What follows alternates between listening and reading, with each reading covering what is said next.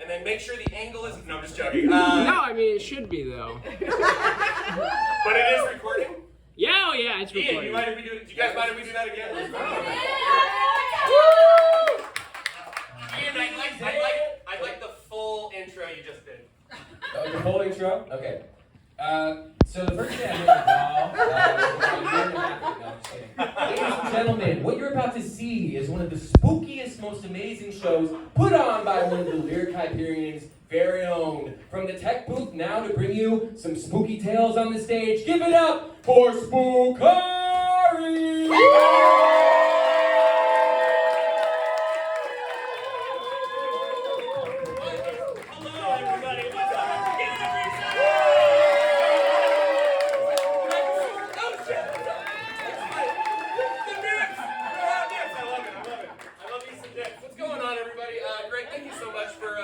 It is recording, Greg, right?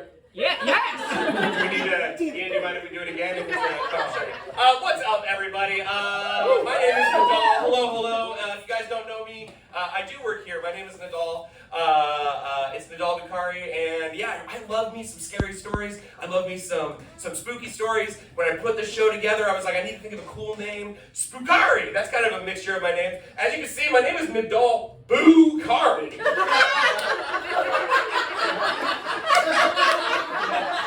I spent $40 on posters before I was like, well, shit. And I thought I was so damn clever with Spookhari. Like, oh, man. I thought I was so damn clever.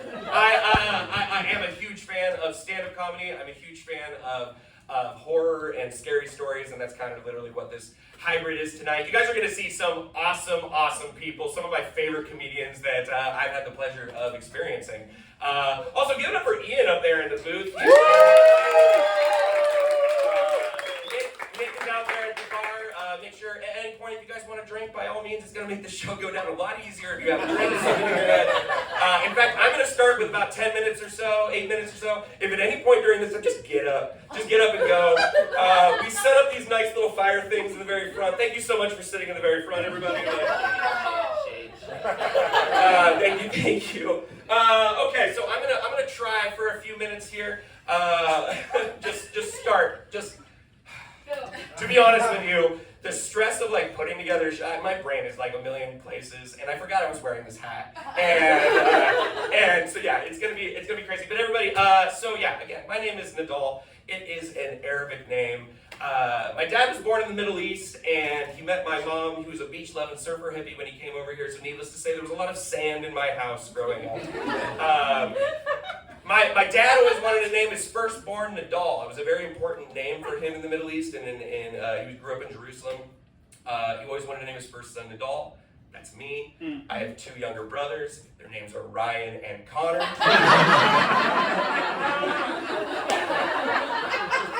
And then, when my dad moved here, he changed his Arabic name to Chuck. So in my family Christmas cards, it's Merry Christmas from Ryan, Connor, Chuck, Kim, Beth, Nidal. It's very weird. Again, my dad was born and raised in the Middle East. Only recently did I start sharing that I myself am Palestinian. Applause break. It is weird to get an applause for that. I'm a person. I'm a person. My parents came from somewhere. But yeah, so my dad, so I am Palestinian. So if I bomb up here, you guys know why.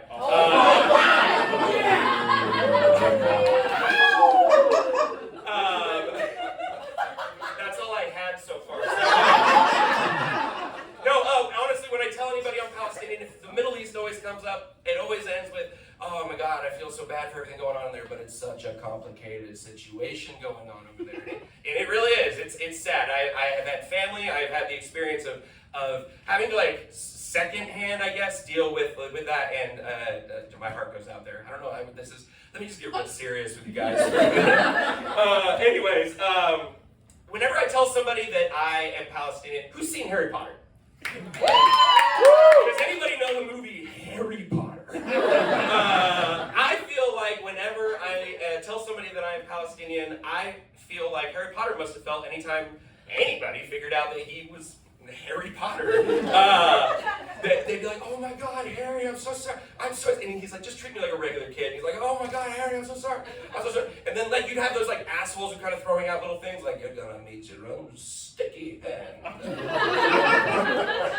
At the very end there,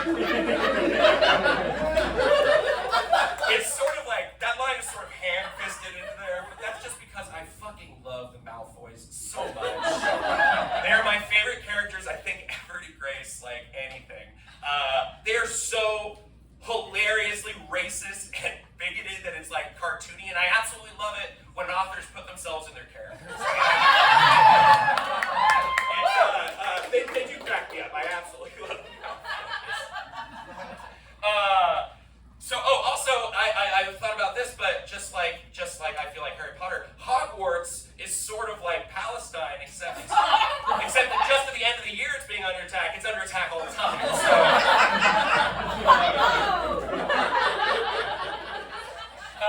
When I was hanging out with a friend who I've known for years, and it came out that I was Palestinian, and you know, in regular conversation, came out that I'm Palestinian, and literally for the next hour, she grabbed my arm, clutched it, and like she was being very sweet, but it was like, I'm so sorry for everything going on over there, and I know what I'm talking about. I'm so sorry. It's just a complicated situation. And I'm like, yo, I just wanted your Taco Bell order. Just give me your Taco Bell order. I think it came up because I had made a joke about wanting to order a Palestinian pizza instead of a Mexican pizza, and that was only funny for me.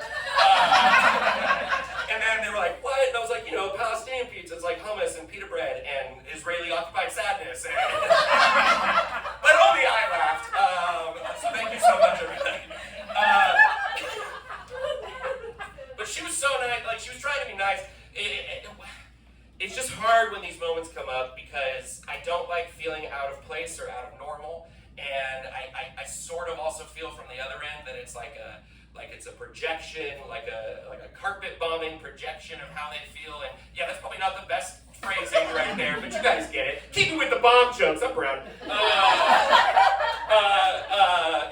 Honestly, every time somebody hears I'm Palestinian, it's like when they're telling me that they're so sorry and for everything that's happening over there. It's like they expect me to fly my ass over to the Middle East and gather all the brownies, and I can say that again. Gather all the brownies and be like, hey everybody, my friend who failed Improv 201 wants you to know that how sorry they are for everything happening and how complicated a situation it is over there. Anyways, the rest of my Palestinian, the rest of my material is about being Palestinian. And I fucked up that delivery, so I'm just gonna move on. Guys, I love my grandma. And that's my set. No, I'm sorry. I love my grandma. I talk to her all the time. I visit her when I can. She is kind of going blind, and like when I say kind of, she's blind. She can't really see things at all. But you know, she likes to stay active. So when I go and visit her, we try to take walks and everything. And the other day, she's like, "Can we go to the store?" And I said, "Yes," and because you've been a good grandma. And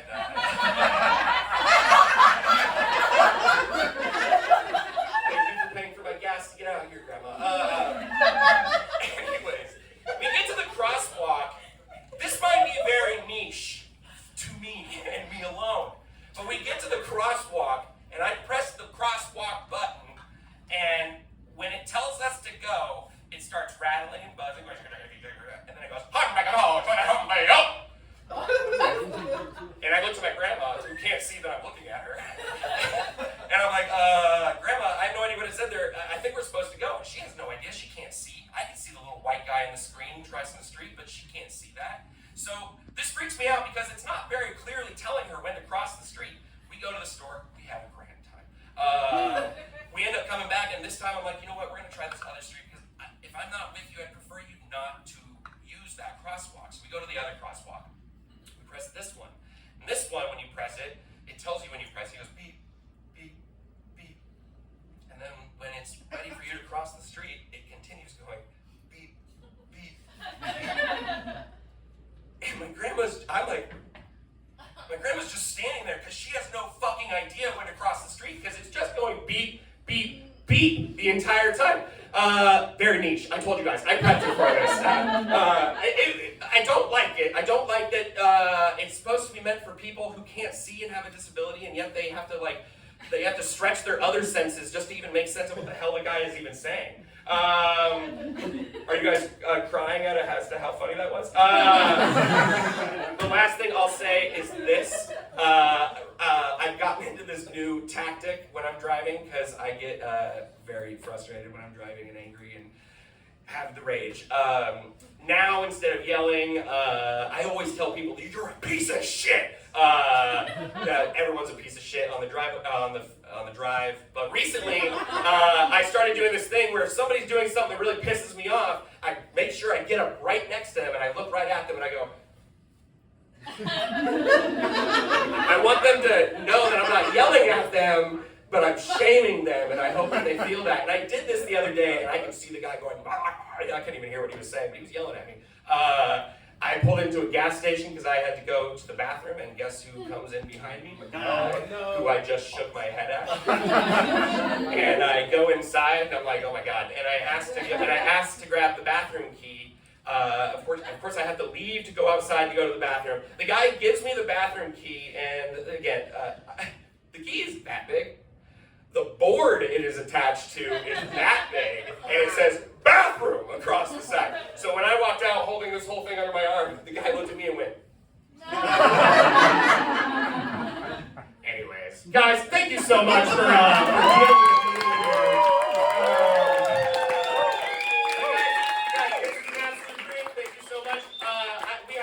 Incredible lineup of people. I just recently got to see this person perform, and honestly, cracks me up. One of my favorite people.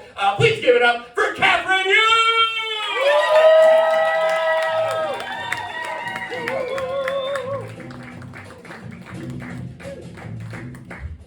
Okay. Ooh, all right. Ooh, I am Asian.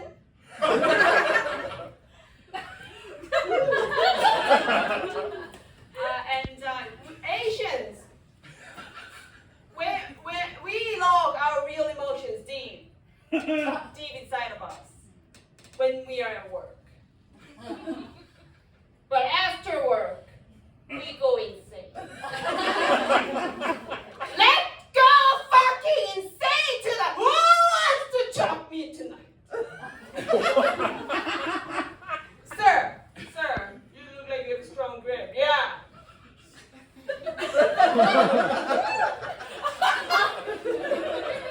and ladies, you know you need to die a little to feel alive. Let's get ready to rumble. Well, I'm South Korean, but I feel like North Korea. Yeah, so Korea is divided, the only divided nation in the world, like North and South Korea, which is raised up communism. Communism. The raised down. Everyone vote.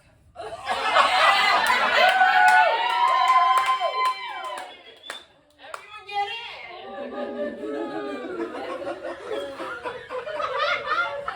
But you know, Korea is number one in suicide. We're proud of it. We make decisions. Good afternoon, man. Where is the nearest school? But you know, like Korean students are under so much pressure that they have jumped off from the 16th floor, 25th floor, 34th floor, 72nd floor. You know how the toilet works. The number goes up. And growing up in Asia, I've tried so many times to kill myself. And I failed every time. Because we lived on the first floor.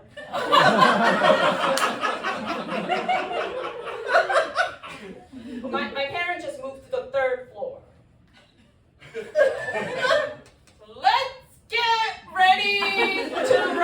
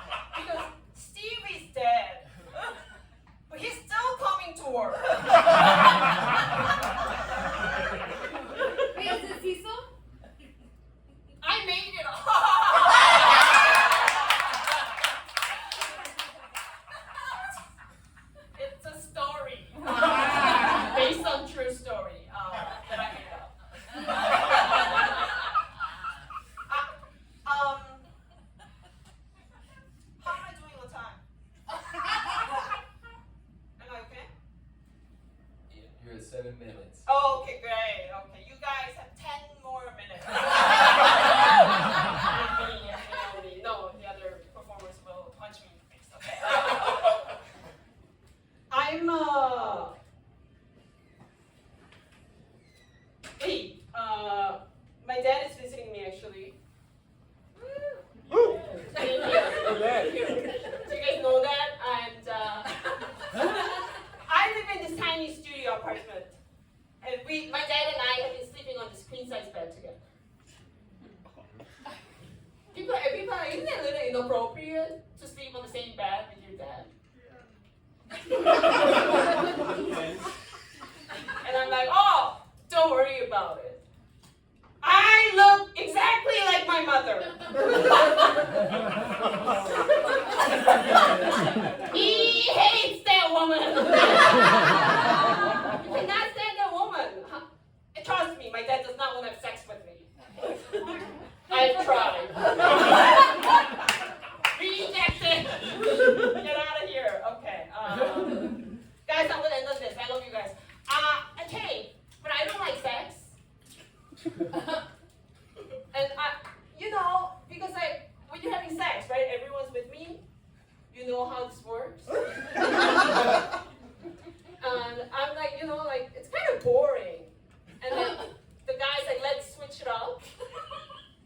And then the other guy say, yeah, you should switch it up. Kind of separate. That's my fucking favorite sex position. That's my type. Thank you so much.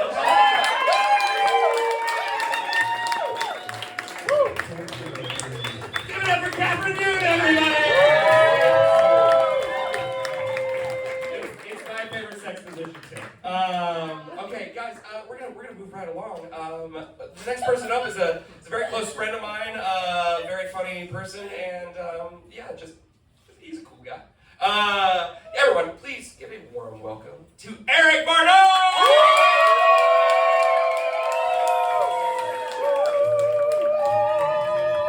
Hey everybody, thanks Nidal. Spookhari is going great so far. Nidal, thank you for giving me a platform, finally.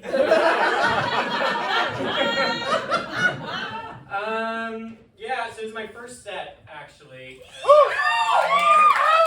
don't know why you're cheering, that's terrible news for you. You guys paid money for this. You never want to hear, after you paid money, that, this guy has no experience. No experience at all. But I've been an actor for a long time. And there is a bit of a crossover, right? I mean, this is probably the smallest stage I've ever been on. There's a bit of a crossover, and I find stand-up comedy for me is very similar when I was doing student films as an actor. Because there's always a point in the project where I'm like, who fucking wrote this?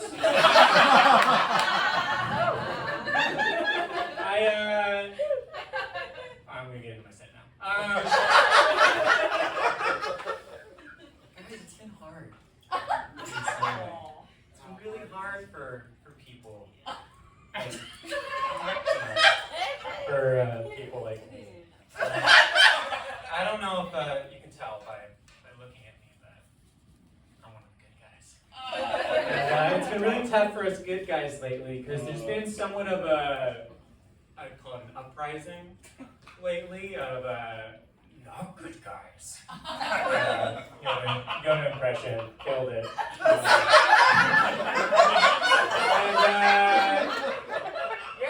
It's been tough because, it's just harder to prove that you're a good guy. But you know what? I like that. I like that you have to prove it. Because you shouldn't just be able to tell someone, I'm a good guy, because that's bad guy tactics. Right? So what do you have to do to prove it? So I've been trying to get a sense around of how do I come off to people? So I've been asking people, am I a good guy? Am I a good guy? I asked my agent, am I a good guy? And she told me, not with those eyebrows. Hey, it was hurtful, but like most hurtful things, it made me stronger, and it helped. It just shows that in order to prove to people that I am a good guy, I must overcome my face. And I'm willing to put the work in. I do wish it was easier to prove that you're a good guy. I wish they had like a certification course that you could take. Actually, I did find one. A certification course to make you a good guy. It is court mandated. So it's exclusive. Hard to get in, and it's probably not for me because I'm not going back to prison. Speaking of prison, let's talk about some famous good guys. Right?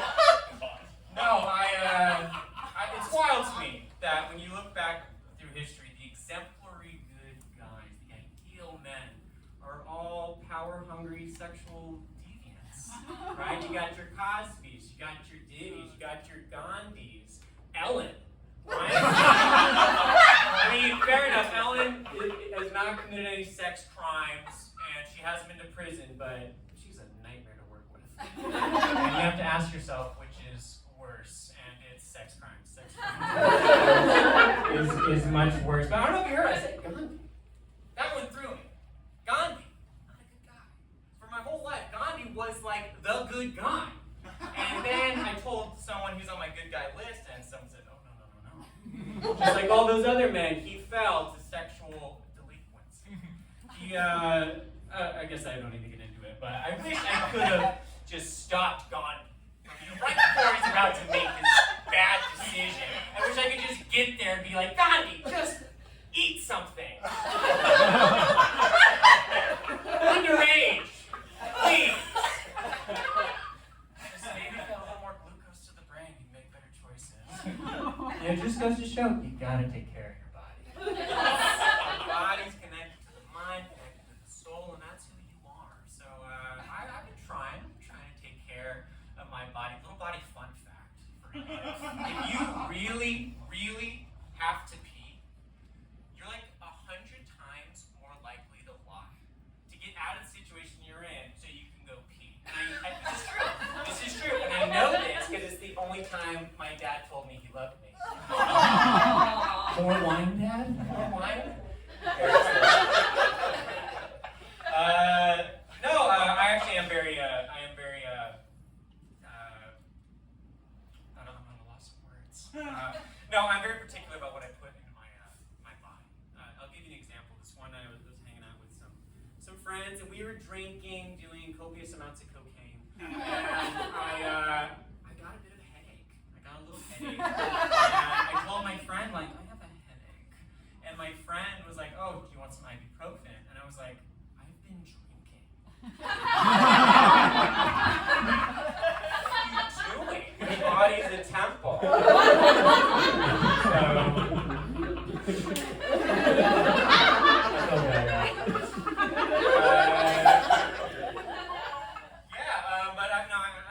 do like to take care of my body. I'm very active. I play sports a lot, so I've started to go to the gym a little bit. I was at the gym, had my headphones in, listened to some Sammy Davis Jr. That's what I like. And I was on one of those chest machines, you know, like the butterfly, you know, where you're just like kind of pumping, getting bigger, getting stronger. And there's this guy next to me, and he was also pumping at the same time. We did a little, you know, side eye to each other. I thought it was nice, a little symmetry. And I finished my sets, I walked off, and then I feel this little tap, tap, tap on the shoulder. And it's the guy. And he's saying something to me, my earpods are in, he's kind of smiling, and so I take my earpods out, and he goes, did you spit on me? What? I don't think so. You don't think so? No, I mean, like, I didn't spit on you. He's like, because when you walk by, something happened to my face. Someone spit on me. And I'm like, no, I'm so sorry. And he's like, why are you saying you're sorry? It's like, because I'm scared. And he said, I'm sorry, I came on a little hot. You didn't spit on me? No, I didn't spit on you. And so he walks away, and that was the end of that. If I was a different person. You know, as he's walking away, I'm going like, maybe it was my water bottle. And he's like, what? And I have one of these, you know, I have like a squeeze, you know, water bottle. Maybe I was just feeling it a little bit, and I got excited, and it just, you know, spittled on your face a little bit. And he was like, what are you doing? I'm like, I'm just trying to help you, man. Because I'm a big guy. I try to help people. You ever been in a relationship where the other person just liked you so much more than you liked them?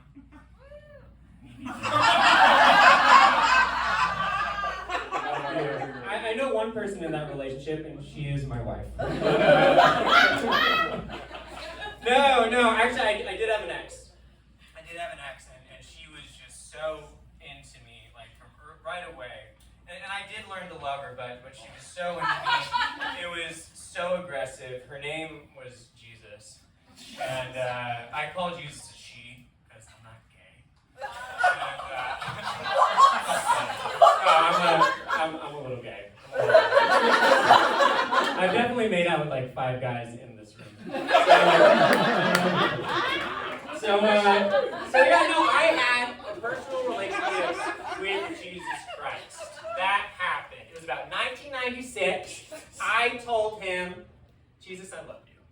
I love you. I want to be with you, Jesus. And he told me he loved me like 2,000 years before that. So the relationship was always off balance. And he was just always with me. And honestly, my parents were really pushing the relationship. And he's like, I know what you did today, but I still love you. Like, Jesus. Jesus. And so I decided to end it because I needed a little space. And Jesus is not great with boundaries. He's not great with boundaries. Sometimes I get calls late at night from Jesus, who's obviously been drinking. I'll be, hello? I died for you. Jesus, I didn't ask you to do that. I died for you, Eric. I was like, yeah, okay, you keep saying that, but you also died for everyone. So it's really not making me feel special, and maybe I gotta stop ratting on Jesus, but I will say one more thing. I think he has a bit of a foot fetish. You know, like, wash one pair of feet, great. But wanting to wash all the feet, dude. You want it. Like, in the Bible, Peter says, no, Lord, do not wash my feet. And the Lord replied, this is happening. He actually does tell Peter, if I don't wash your feet, you are not with me. Which is awesome. He's the only person that says, if you don't do what I say, you're going to hell.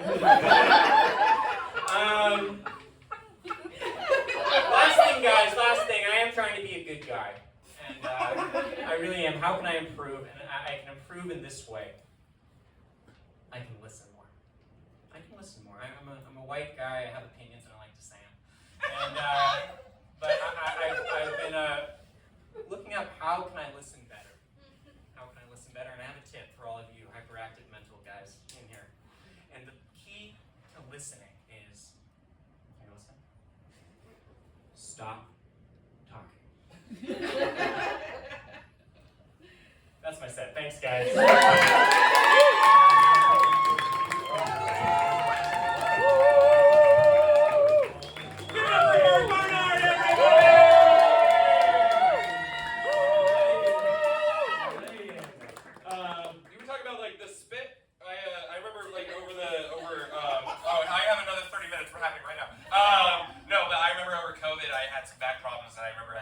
Massage, and the woman who was working on my back sneezed on my back. I could feel everything. And I honestly, I was like, do I say something? She stopped. I stopped. I mean, I was just laying there, but she stopped, and then she just continued going. I was like, whatever, this is happening. Anyways, guys, the next person up is one of my absolute favorite comedians. He's got a show coming up here on December 7th. If you guys have that day free, don't get here. This is where you want to be. Everyone, please put your hands together for Brian Smight! Hey, everybody. Give it up for Nidal one more time. Sweet, man. I actually, after I saw a set, I thought this was going to be a clean show. And then Katherine came up and did 10 minutes on suicide and blowing her father. Maybe not. Maybe we're going dark. But go ahead and say that was the spookiest set so far. I don't know if anything I'm going to say is going to match that spookiness. Unless you find poverty and mild homoerotica spooky. You guys doing? You guys are a cool crowd. There's a guy right here who flashed his nipples when the doll walked out. Hey, he just left, and I was hoping he would do it for me. The most impressive thing about that was when we had to retake Nidal entering, he did it again. I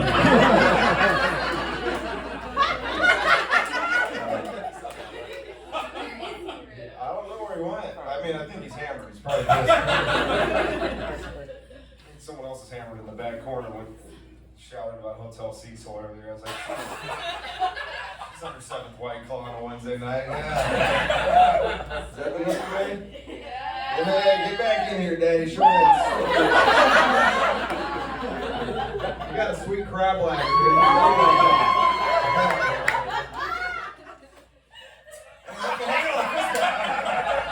Wow, and a kiss. That just sent a quiver of electricity through my balls. Oh man, because I work at a bagel shop. Thank you. You're welcome also. I work at a bagel shop and my roommate is a psychology professor. That's how you know the economy's fucked up. Our people should probably not be on the same toilet seat. It's a weird household. I come home covered in mayonnaise every day, and he's designing the syllabus for his grad students. He's a hunk too. He's tall and chiseled. He's a jazz drummer. He works with deaf kids. He always had that hairdo that looks like he just got out of the shower. He reads Greek philosophy in Spanish. He's a white guy. He just does that because he can. Eric, take notes, Eric. There you go. I know you are, Eric. Take notes. That's your good guy. Yeah, the White Claws are kicking in row number 2. I'm surprised you didn't ask me for blow after your set. I do have a 20 sec if anyone wants to keep it. Yeah, my roommate, dude, he's chiseled out of pure alabaster. He's kind and patient. His eyes turn hazel in the fall. The other night I came home and he was doing shirtless yoga in the living room. And I don't think your boyfriend liked that too much. That sounded like an involuntary groan of ecstasy. Yeah. She's like, I saw you doing a Warrior 2 in the living room the other day and you were just farting and you had to clip your toenails. Yeah, it was hot. He was in his he always is in his compression shorts in the living room doing little stretches, and I could just see his fucking big juicy dick print. And, he's always watching a documentary about glaciers or something. I'm like, yo, dude, can you stop being fucking remarkable? In the common area, go do that shit in your room. Go be a chiseled Renaissance man in your room. Get out of my sight. I just got home with a wilted bag of Panda Express. I'm trying to do a piece of shit over here. You're making it weird. You know? I don't know if you've ever had a bowl of Captain Crunch for dinner next to somebody who's having swordfish and couscous.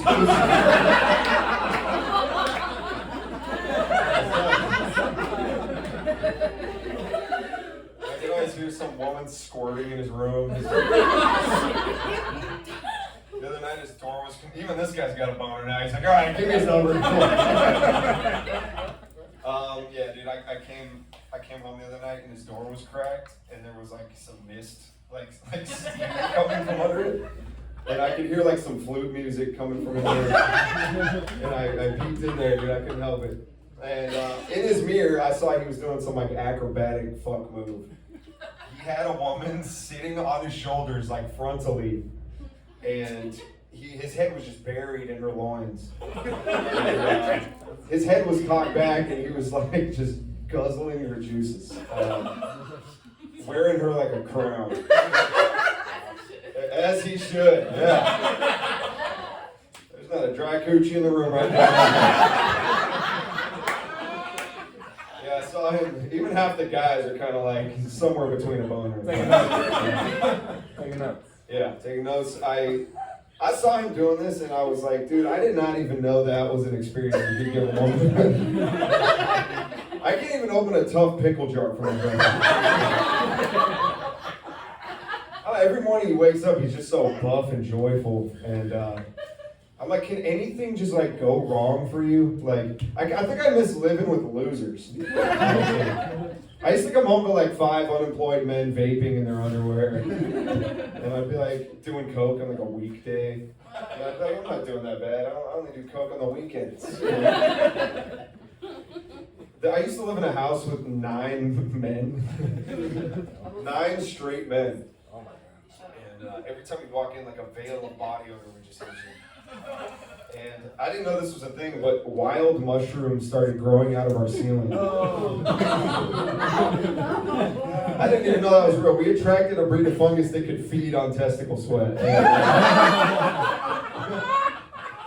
Just throw it on the ceiling. There'd always be random drug addicts passing through. Like, one night I was making spaghetti in the kitchen and someone poked me in the ribs. And I turned around and there was a 19-year-old in a hoodie standing in my kitchen, and I was like, hey. And he was like, hey, what's up, dude? He whipped a baggie of Coke out of his sock. And I wouldn't want to kick over this cardboard fire. He whips a baggie of Coke out of his sock and he goes, hey, dude, this is some really good blow. If you want to try it, dude, I got you a bump. And I was like, oh, I was just making dinner right now on Monday night at 7:30. It was also like, who are you? And he looked at me and he went, they call me Cheddar. It's like, all right, Cheddar, do you mind? I was hoping to just have some spaghetti and go to bed. And he was like, all right, dude, I'll be around if you need it. I lived in a laundry room for a while. Am I starting to make sense as a person? I don't know if you've ever lived in a laundry room, but it's sad for more reasons than you would think. I don't know if you've ever jacked off 2 feet away from a water heater, but that's not great. Just got the light. I wasn't planning on spending my whole set here, but there were in this laundry room there were like spigots on the wall and like laundry hookups. And the only open space in the room was a sliver of concrete like 2 feet wide between my bed and this little desk I had. And one time my friend came over and spent the night and he slept on a little concrete sliver. Wow. And, oh yeah, he's a resourceful young man. And, I woke up at 6 in the morning to the rush of water. It was like the sound of water coming through pipes. And I looked up and he was pouring himself a glass of water from one of the spigots. He was like, hey, this is actually pretty nifty. I hope you think hepatitis is nifty because I don't think you're supposed to drink that, dude. I'm going to try to be less gross for a second. My girlfriend told me that her ex, recently she told me her ex was a fighter pilot. I told you what I do for a living, so I felt a little upstaged when she told me that. Then she told me that he had a small penis. She hastened to add that. I think she was trying to make me feel better. She was like, he had a really small penis though. And the weird thing is that it did instantly make me feel better than that. I was like, hey, he might have the most badass job on earth, but he doesn't have a big old average penis like me. I don't know if he became a fighter pilot to compensate for his small penis, but if he did, I would say mission accomplished. That's a pretty cool way to compensate for having a tiny wiener. I feel like some cheerleader giggled at this guy's dick in high school, and he was just like, to the skies I go.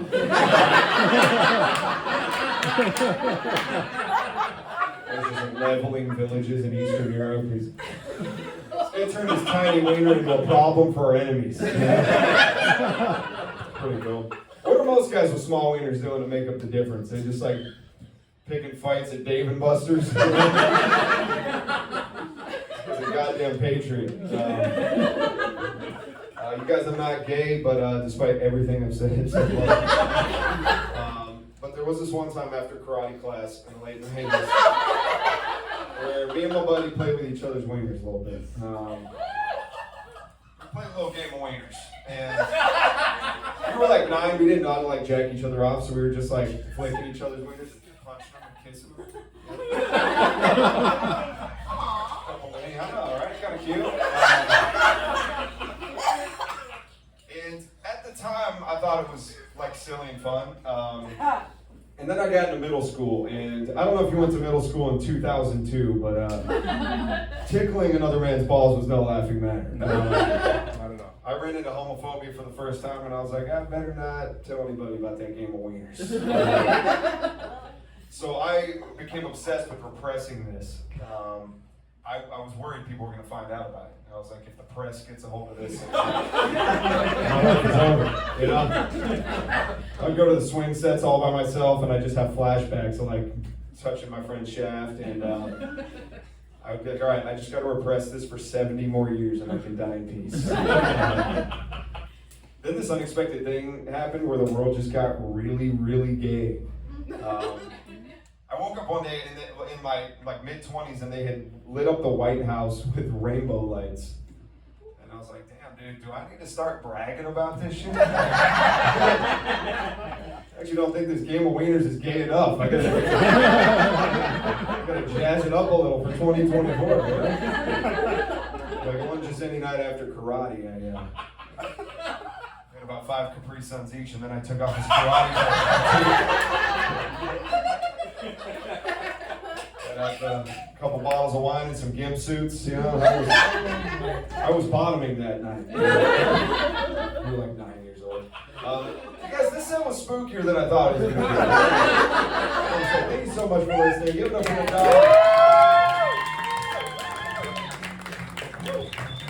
Give it up for Brian Smight, everybody!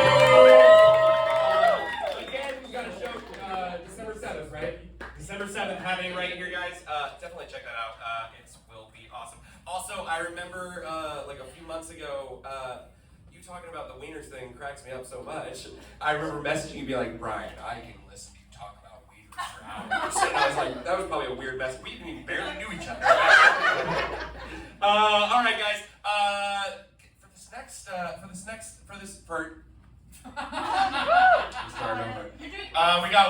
We got one more comedian for this first half. At the sake of sounding embarrassing, I started doing comedy about a year or so ago. I really wasn't sure what I was doing at that moment, and I would say this person helped kind of bring me to the stage a little bit. So please give a warm welcome to one of my absolute favorite people, Bailey Norton over here.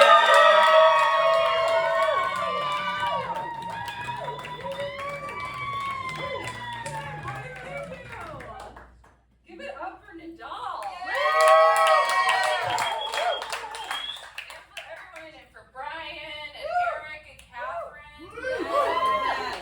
Brian's horsecock roommate. I'm like so deeply in love with my boyfriend, but I'm like, I kind of want to see this guy.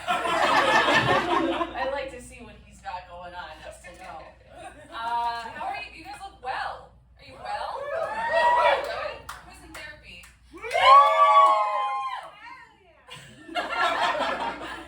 Well, yeah, Jess with an entire bottle of wine. Hell yes. It's working. I just quiet quit my therapist.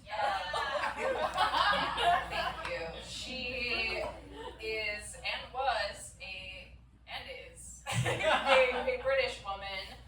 I don't know if you've ever been comforted by a British person, but they can't do it. They can't do it. The first session I had with her name's Julia. The first session I ever had with her, she was like, "Okay, tell me a little bit about yourself." I was like, "Okay, my name's Bailey. I grew up on a small farm outside of Springfield, Missouri." And she stopped me and she went, "Oh gosh, that's so sad."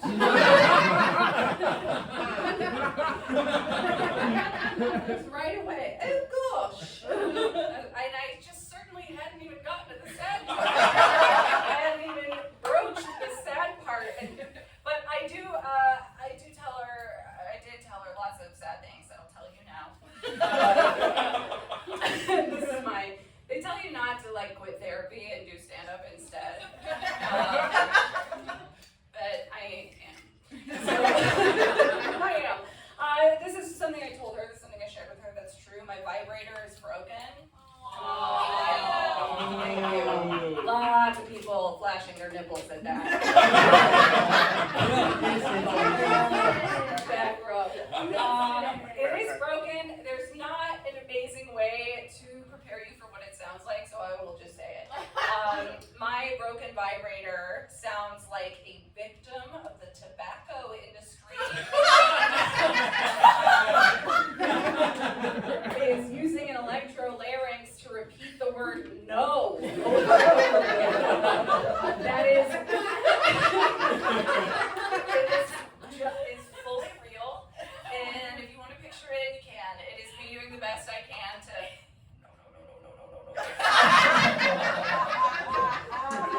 Is it hard to come to? Yes. Is it the only thing I can come to now? Also, yes. It's created a shocking Pavlovian response.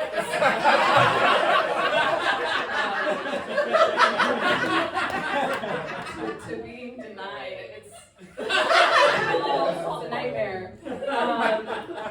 I told that joke. This is an old joke. Every single person in this room has heard that. But another person who heard it once is my dad. I did a show in Springfield, Missouri one year for Christmas, and my dad was there. And my dad is a mechanical engineer. And so, based on the sound that I was describing that my vibrator makes, this is what my dad told me. He said, "It sounds like the rotational counterweight has worn out the armature bushings." And then he said, "The same thing happened to your mom."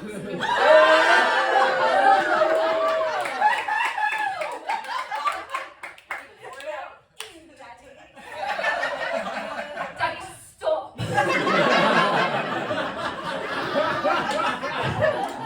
It's so weird. Does anyone recognize what British actress I'm doing an impression of, by the way? She's really, really famous right now. I think she just got married. Close. Peppa Pig. Okay.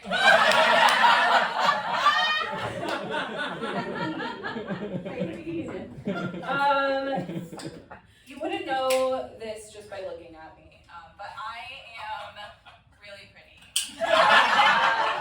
And I wanted to be on theme for Spookhari. And so this is a true thing. I had this neighbor named Rick, and I was outside of my apartment, and Rick walked by. He's an older gentleman, and he stopped me, and he went, "Bailey, you remind me a lot of my old, long-lost love in Scotland. She was beautiful, but she didn't know it." And I was like, I think I'm so fucking hot. Like, I'm sorry, Rick. Like, my self-image is actually really quite inflated. And then Rick never spoke to me again, except to hand me this book he once wrote about ghost hunting. And it's called Ghosts Believe in Me by Rick Callum. The tagline is "Playing monsters in movies, seeking spirits in real life." I would like to read you a blurb on the back of this. This is what is published on the back of it by someone who wrote this. They write, "The female spirits, especially Ruby, love Rick. They call out his name on the spirit box or in an actual voice you can hear every single time he has been here, and he has been here about half a dozen times." That's a review of a book. So, if you want to flip through this, at any point, please come find me. It is maybe the only copy of this book that was ever published. Before I met my boyfriend, I had a series of just horrible romantic encounters, and now I will share them with you. I had my first threesome a few years ago. Thank you. It did, I think, what any good threesome in Los Angeles will do, which is challenge the structural integrity of a sketch comedy group. And they'll never perform again. You're welcome. You're welcome. No, they're fine. The real issue with this threesome was that it was a couple who was like very in love with each other. Ew. I just couldn't recommend that less.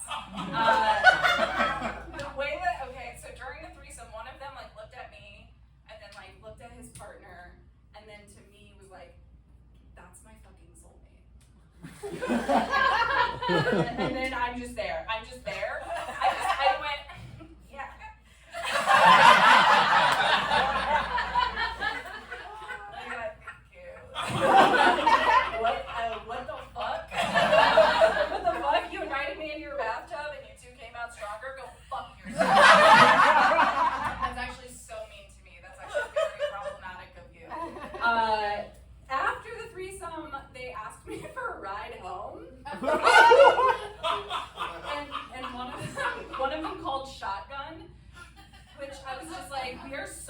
far beyond this.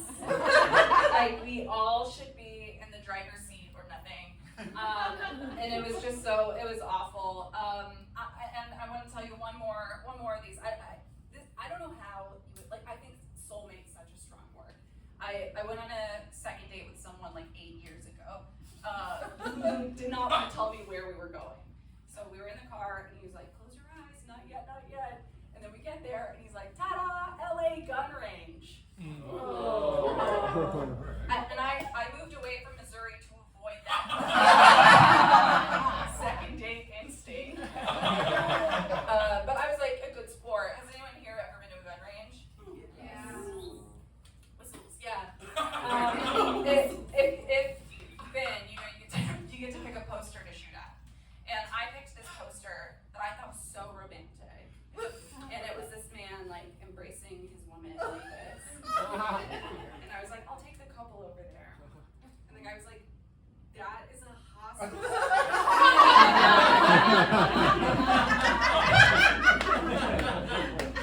And I was like, okay, love is love, bigot.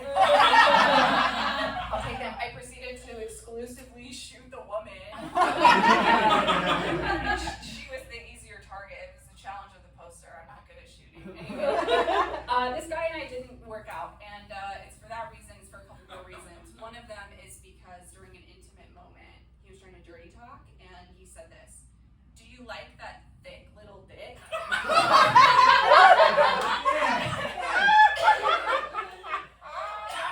I sort of said, what? And then he said, I'm so sorry, that was a colloquialism. Do you guys know what a colloquialism is? Yeah. Right.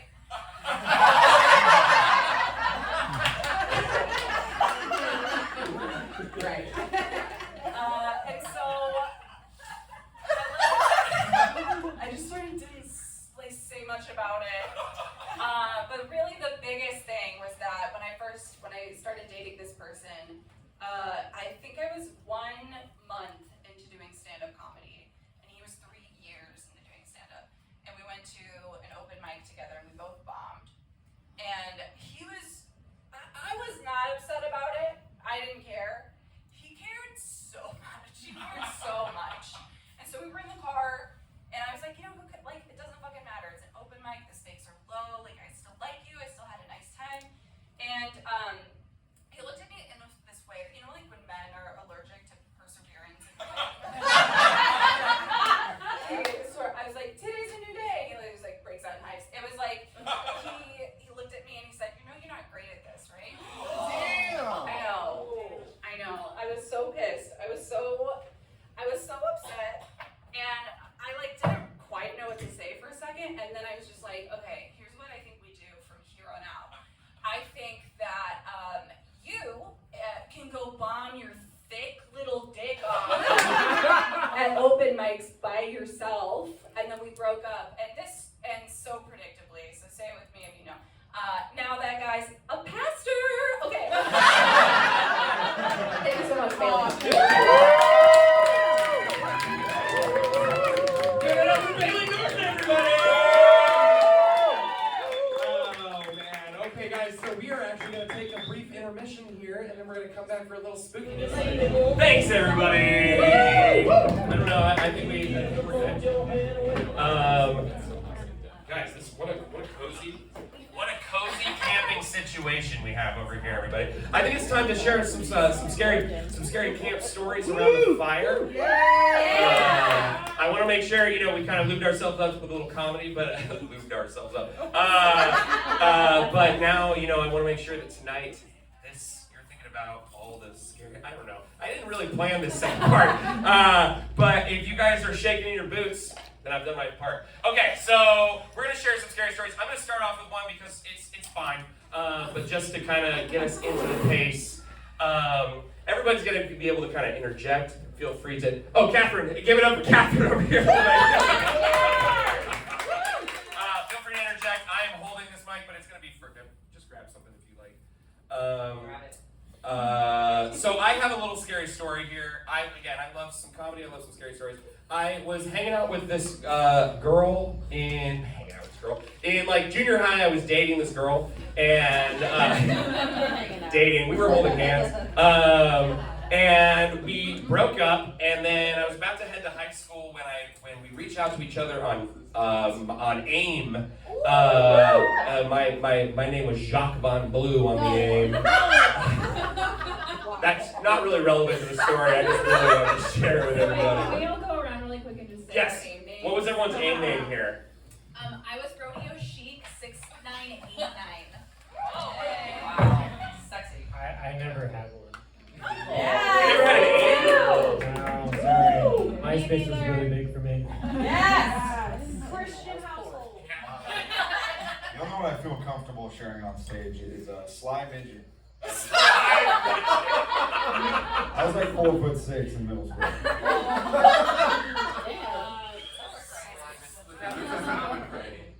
What was yours saying? The cranny? Don't worry about it. Every nook and cranny. Oh, every nook and cranny. Hello. Okay. Mine was Run Lola Run.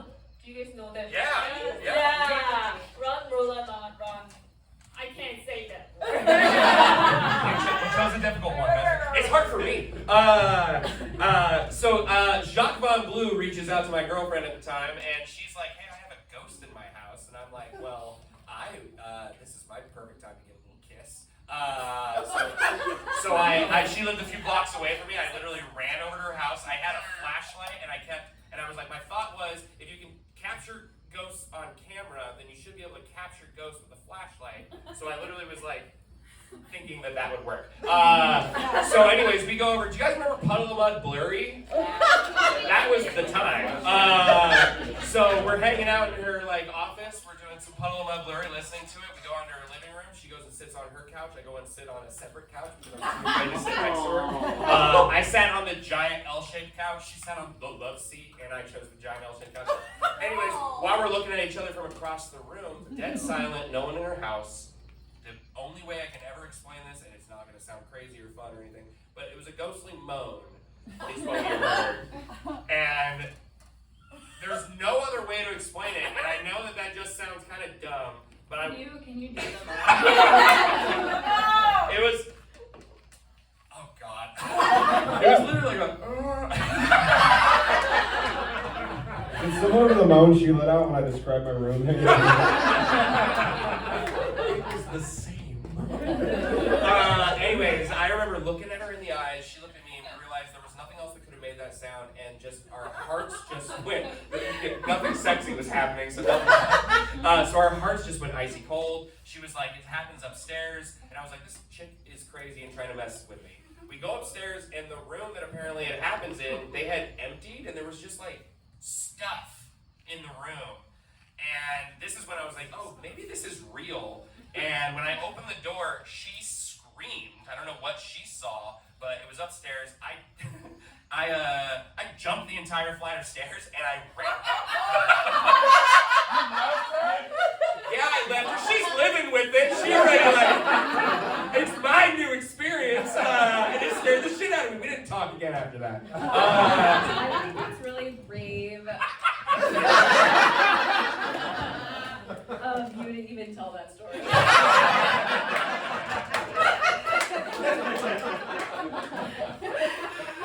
Oh man, so that's my story. If anybody else has something, anybody else has something better than that, by all means, guys. Oh wait, I meant to tell the story with this going on. Oh, this is terrible. I'm not gonna do that anymore. I have one. This is like a story that actually scares me. My dad.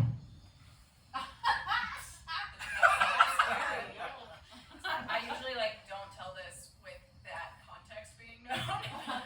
But he used to be a security guard at a hospital, and he's a very practical person.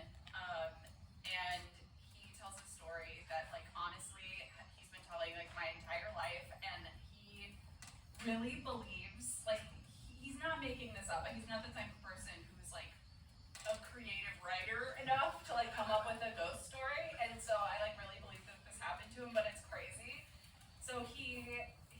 security guard and he worked the graveyard shift at the hospital, which is like a night shift. And he was working at, it's called the Marion Center, and it's a psych ward, basically. Oh no. And he said that usually it's like super boring. It was like a really boring job, like almost nothing would happen. But when something did happen, it was like horrifying. And this particular night, he got a call from some nurses, and they were like, "We need you to come down to like this unit. It's like a locked unit. You know those like windows that have you like look through. There's like chicken wire isn't the word. You know what I'm talking about? It has like the embedded. Yeah. It's like extra protection, extra locks, like you can't get out of there. So they were like, we just need you. We need you to come down here. Like we don't know what to do with this at all. And he's like, okay. And he just like kind of pops down there, and he sees the nurses like looking through the windows, just kind of like pale, like they're really fucking scared at whatever is on the other side. And he's like, do you need me to go restrain anyone? And they're like, no, we have him restrained. We just like can't be alone with this right now. And he's like, okay. And he looks in. This is what he says, that there was a young boy, maybe like 10, who was like on the table, but something was like wrong with his eyes. His eyes were like red, like this, he said they're like glowing red. And he was like, I swear to God, this boy would open his mouth and a train whistle would come out. And he would open his mouth and like conversations with other people would come out of his mouth. I'm like giving myself chills. And the boy would like sit up, like truly from the Exorcist shit. Like he would like sit up and he would like lay back down, and the nurses were like fucking freaking out. And my dad was just like, I am out of my depth here. I really don't know what to do either. And then I don't remember the end of the story. I guess he left and came home. Your dad left and came Yeah. And the boy with my dad. No, but yeah. I bet you when the boy opens his mouth, your dad heard, no.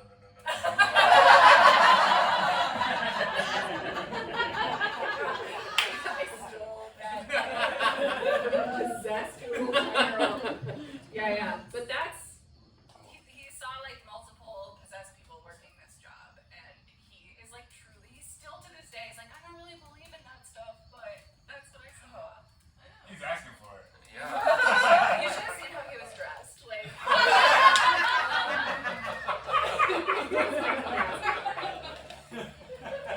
What was he deputized to do as a security guard? Did he have like a gun? no, great question. You guys can hear me about this, yeah?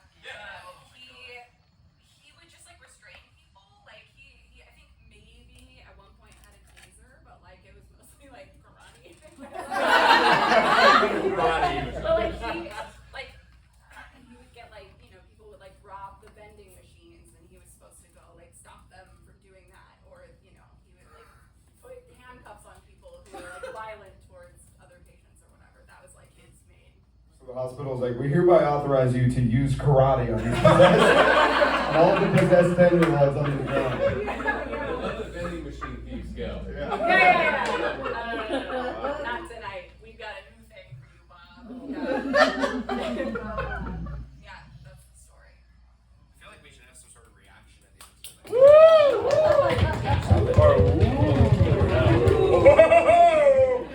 That sounded rude. Okay, Bailey. So says your dad. I think I got something. Please. This will be a little tame compared to my stand-up, to be honest. No wieners. No, this will actually, if you guys have children, they can come in for this part. This will be, that sounded weird the way that came out.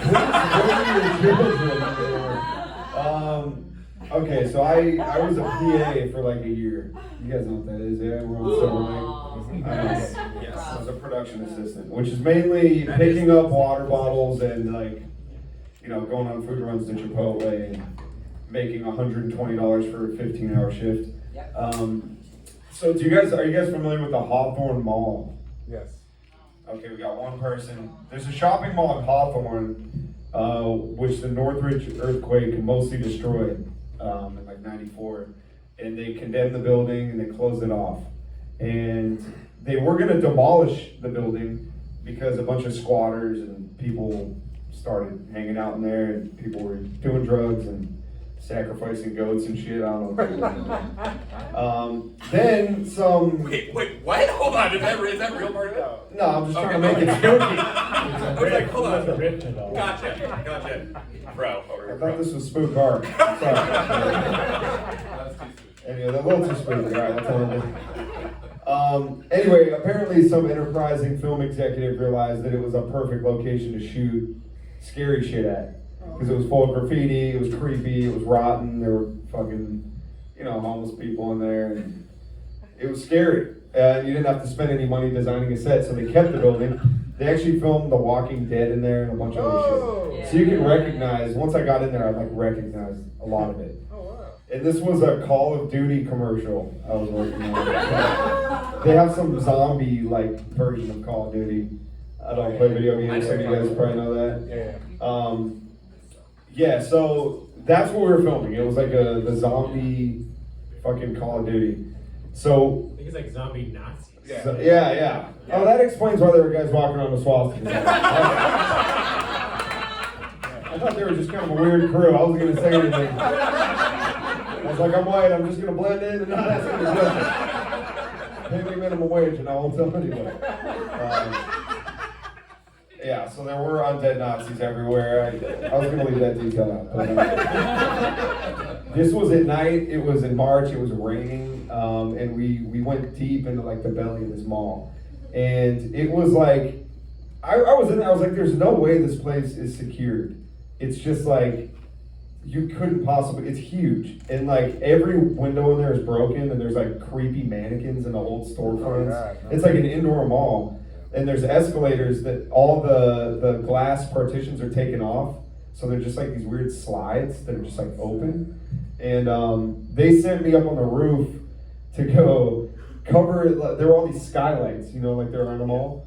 And rain was leaking through them. So they sent me up there by myself with a tarp to cover all the windows. I had a wheelbarrow full of tarps. And I went up there and I was trying to keep myself calm by talking like Shaggy. I go around the corner wait, Scoob, it's super spooky in here. I thought you meant, who's gonna have your back when it's out? Kind of banging on it. I wish that would have been way more calming than that. But I could have some late 90s reggae pop, just trying to do something to scare off all the creatures, And so as I was walking around this place alone, and there's just sharp shit, objects everywhere, broken glass, trash, rats, I was I feel like I'm expendable. I could easily just get stabbed by a vagabond right now. No one would even find me. And so I just realized you weren't an actor in the commercial. no, I was a production assistant. That's terrifying. So I was just doing dirty work. They're send him off. If he doesn't come back, whatever. Dude, you only paying him $80. It was Call of Duty. They got enough money to sacrifice a couple. If we got to sacrifice a skinny white dude to do this, that's okay. Anyway, long story short, at the very end of the night, we've been in this building all night, and where set is, there's 100 people. There's actors, zombies, a fucking a dolly, a bunch of cameras and lights. They packed everything up, and we had to ride. Do you know what a gator is? It's like a golf car with nicer wheels. It's what a hillbilly has to go around his property and collect firewood. It's a little all-terrain vehicle. So the set was so deep in the mall, we had to take gators to go get to it. At the very end of the day, we packed everything up, and we're finally getting out of there. And they gave me the keys to a gator, and they're like, "Hey, Brian, you got to go back and pick up the DIT guy." Oh, hell no. If you guys don't know, a DIT is a digital imaging tech. It's just the guy that transfers all the video files and does all that shit. These files are huge, and it takes forever to transfer them. So he was still all the way back in there alone, and it's 1 a.m. at this point. And I'm like, "Where is he?" They're like, "You'll see him when you get back in there." So I'm driving this gator and I have like a mag light and I'm just like sweeping it over the ground as I drive deep into the bellows of this building. And I am completely alone now. Like I look back towards where everyone else was and it's just swallowed by black. No more Shaggy? No more Shaggy, dude. There was nothing more to come for me at this point. I was just terrified. And so I keep driving and I'm like, dude, I don't see this guy. I'm gonna turn around. And I kept going, I'm thinking about this guy being stuck out there, and I see the faintest glow, maybe like 100 yards deeper in the building. So I drive which felt like an eternity, driving like another football field into this building. And like there's rain dripping overhead, and I can hear shit like moving around. I don't know if it's like a possum or like some dude with a sharpened spoon that's waiting to sacrifice the dude. I finally get out there, and I find the DIT. And he's in the middle of this like promenade in this abandoned mall, pitch black, and he's got a single desk set up with a full computer, and I just see the glow of a laptop on his face. And when I pull up to him, he's just transferring files all alone in this room, and he has headphones on, and he's just like listening to EDM and like waiting for the files to finish. And I'm like, what the fuck is wrong with this guy? And I come up to him and I'm like, hey dude, and he like sees me and nods and just goes back to transferring the files, and I'm like, you just like chill with this? Like, if I'm in a coffee shop at like 9 in the morning and it's well lit, I look over my shoulder every 5 minutes to make sure someone isn't killing me. And I'm like, this is either the bravest man I've ever met or he's just a weird nerd with no survival instincts at all. Probably the second one. And so like I sat there for half an hour while the files finished, and I just like had his back. I was just like sweeping the light. He didn't seem worried at all. And when he finally finished, we packed everything up into the gator, and we took this long like 15-minute ride back. And nothing cool happened on the way back, but that guy is a legend.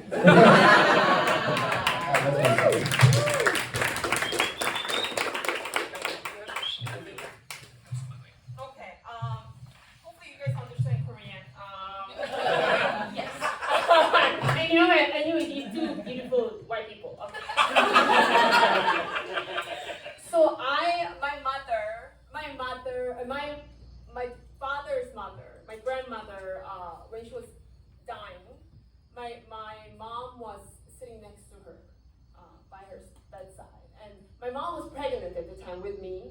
I was 6 months old, she was 6 months pregnant. And when my grandma passed away, people said, do not stay in that room because her body will exit and enter as me. Yes. Yes. Sorry, is that like a common thought or something? Or is it Yeah. When you're dying, your spirit exits, and then you want to be reborn so that you will enter someone's body. Interesting. Yeah. And I mean, logical. I apologize. Fucking head. That was a stupid 1 + 1 is 2, okay? And so, but then my mom obviously didn't care about me at all. I will stay here. I don't care if this old woman's body enters my baby. And she did stay. And when she closed her, my grandma's eyes, she looked at the clock and it was 6:50 a.m. And 3 months later, my mom gave birth to me, and then when she looked at the clock, it was 6:50 a.m. Oh my gosh. So, my parents think I'm a reincarnated spirit of my grandma, but my grandma actually committed a suicide, and I often feel like committing suicide, and I think it's because, when you keep reincarnating, you're like tired, And now I realize every time my dad tells me you're doing it wrong, I can just go, watch your mouth, I'm your mother.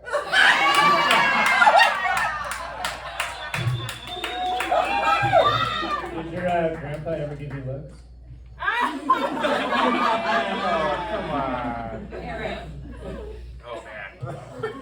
Was that the line? I mean, she seems okay with incest jokes so far. That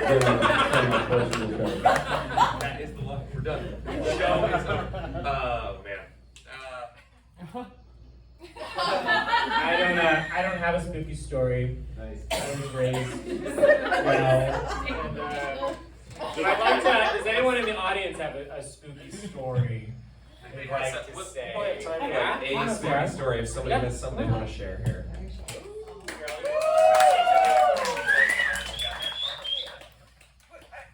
I'll speak for Eric as well if he has anything to say. Give it up for Sarah over here. Okay, so I grew up in a really small town called Weed. Weed. And so next to Weed, there's a neighboring town called Dunsmuir. Anybody ever heard of it? Yeah, Dunsmuir. They get really high in Dunsmuir. On a lot of stuff. We used to call Dunsmuir people canyon critters. And so in Dunsmuir, there was a morgue, like an old morgue, but then it got converted into a house or like a living situation.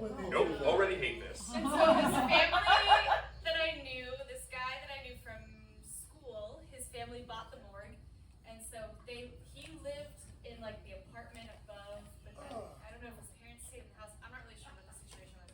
But so he threw like a kind of mini party in the apartment that was above the morgue, and then it was like, oh, let's go like check out the morgue.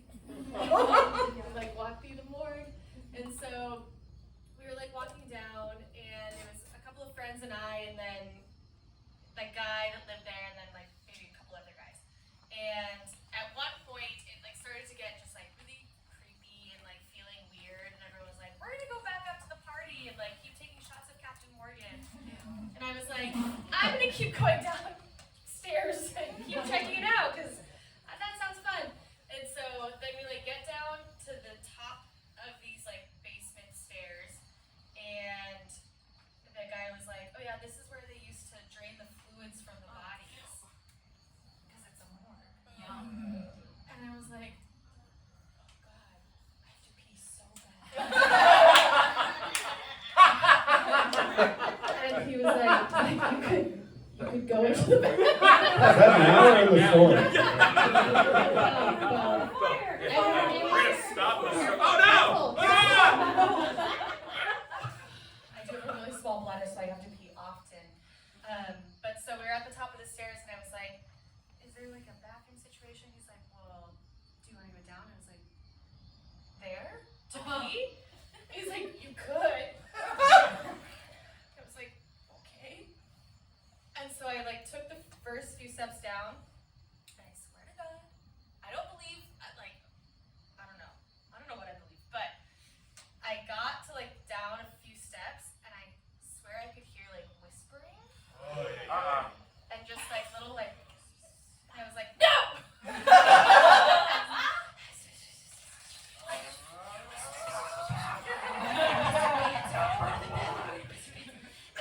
So I said, "No!" And I screamed, and I ran up the stairs, and then we ran back up into the apartment, and I continued to take more shots of Captain Morgan after that, and I had like a generally okay night after that, but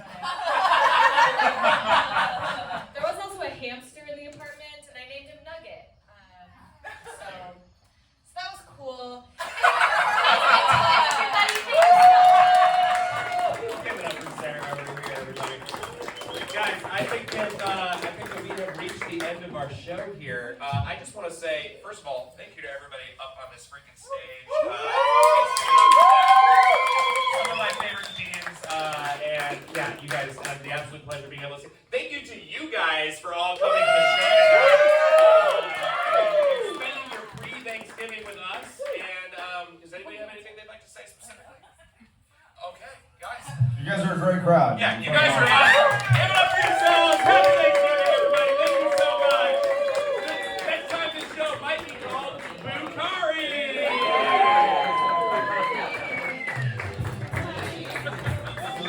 That was a good summer.